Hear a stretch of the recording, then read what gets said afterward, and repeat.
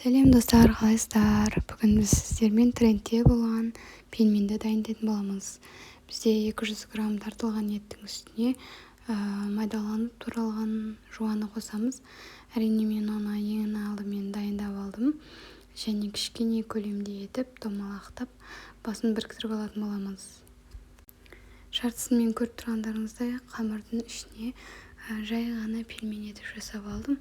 Осылай видеода көрсетіп тұрғандай ең бірінші салқын суымызды дайындап аламыз. Содан соң өзімізге керек 200 грамм мөлшерде немесе 100 грамм мөлшерінде ұнымызды електен өткізіп дайындап алып, осылай жақсылап бір келгі дайын массамызды араластырып алатын боламыз.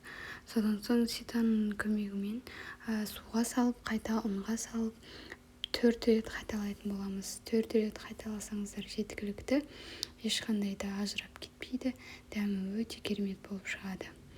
Менде дайын қайнатып қойған алдын ала қайнаған суымызға кішігірім дәмдеуіштер қосып және бір ас қасықта тұз қостым.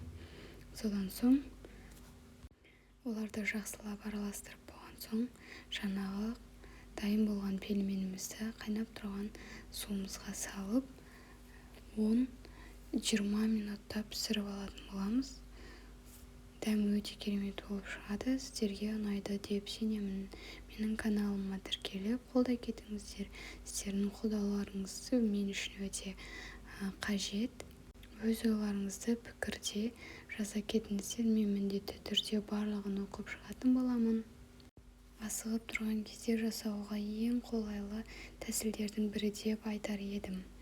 Осы жылы трендте болды. Сіздер де жасап көріңіздер. Ас болсын. Сіздермен болған Кучкарова Гүлшат. Қазақша каналдың дамуына үлес қосыңыздар. Міне пісіп шыққан пельмендеріміз осылай судың бетіне қалқып шығады. Оларды сүзіп алып, қаймақпен қосып жесеңіздер болады. Дәмі өте керемет болады.